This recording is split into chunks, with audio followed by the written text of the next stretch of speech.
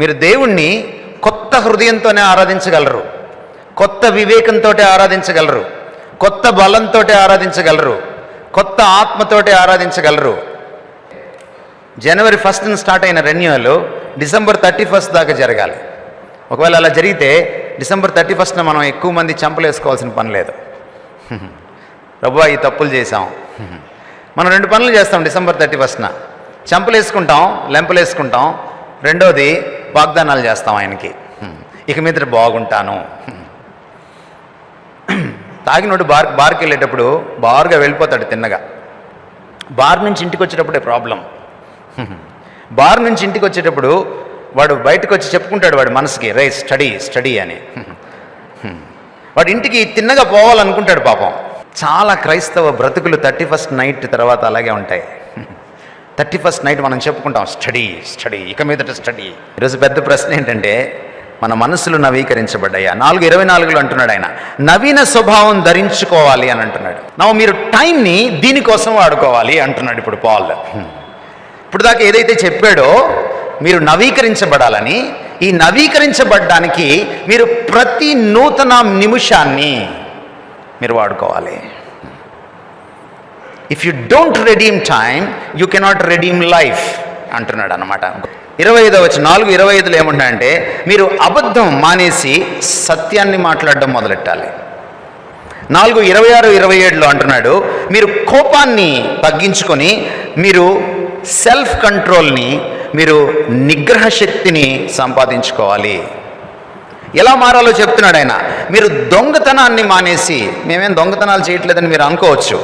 మీరు income tax కట్టకపోతే దొంగలే, మీరు కమర్షియల్ ట్యాక్స్ కట్టకపోతే దొంగలే, మీరు పేదలకు ఇవ్వాల్సినవి ఇవ్వకపోతే కూడా దొంగలే, మీరు మీ ఇంట్లో వాళ్ళకి కష్టంలో ఉంటే ఆదుకోకపోతే కూడా దొంగలే, మీ శాలరీ మీకోసం మాత్రమే ఉపయోగించుకుంటుంటే దొంగలే. Please mind this. మనం దేవుడికి ఇవ్వాల్సిన సమయం ఇవ్వకపోతే కూడా దొంగలమే. దొంగతనం మానేసి మనము దాతృత్వం నేర్చుకోవాలట. ఇవ్వడం, త్యాగపూరితంగా ఇవ్వడం నేర్చుకోవాలట. 29:34 అధ్యాయము, మీరు దుష్టమైన మాటల్ని, తప్పుడు మాటల్ని, పోకిరి మాటల్ని, లేకపోతే బూతుల్ని మానేసి మీరు క్షేమాభివృద్ధి కలిగించేటువంటి విషయాల్ని డెవలప్ చేసుకోవాలట. మనం చాలాసార్లు చూస్తుంటాం కదా, ఇలా అంటుంటాం కదా, సెల్ ఫోన్ అందులో వస్తుంటాయి ఈ దుష్టపు మాటలు, పోకిరి చేష్టలు, పోకిరి మాటలు. ఇవన్నీ అయిపోయేటోడికి మనం టైం చూస్తే 1 గంట అయిపోయి ఉంటుంది. అవి ఎడిఫై చేయవు, అవి మనిషిని బాగు చేయవు, పాడు చేస్తాయి. ఆయన ఇంకా అంటున్నాడు, మీరు ద్వేషాన్ని, అసూయను మానేసి ప్రేమను పెంపొందించేసుకోవాలంటున్నాడు. 4:31 నుంచి 5:2 దాకా చదివితే, 5వ అధ్యాయం 3 నుంచి 14 దాకా చదివితే, మీరు అపవిత్రతను విడిచిపెట్టి నిష్ఠాగరిష్టమైన బ్రతుకును ఏర్పరచుకోవాలట. 5వ అధ్యాయం 15 నుంచి 17 వరకు మీరు అజ్ఞానాన్ని విడిచిపెట్టి జ్ఞానాన్ని సంపాదించుకోవాలట. 5వ అధ్యాయం 18 నుంచి 20 దాకా మీరు సమస్తమైన దుష్టత్వాన్ని పక్కన పెట్టి, దుర్వ్యాపారాన్ని పక్కన పెట్టి అందులో ఎంజాయ్ చేయడం, లోకంలో ఎంజాయ్ చేయడం మానేసి దేవుళ్ళలో ఎంజాయ్ చేయడం నేర్చుకోవాలట. ఎందుకు చదువుతున్నానంటే, ఇవన్నీ మీ దృష్టికి ఎందుకు తెస్తున్నానంటే, మీరు బైబిల్ చదవరు ఇంటి దగ్గర, అందుకని మీకు ఇంత శ్రమ తీసుకొని మీకు చెప్తున్నాను. మీరు ఇలా మారకపోతే, క్యాలెండర్ మాత్రమే మారింది, తమరు మారలేదని అర్థం. మీ బట్టలు మారాయి, తమరు మారలేదని అర్థం.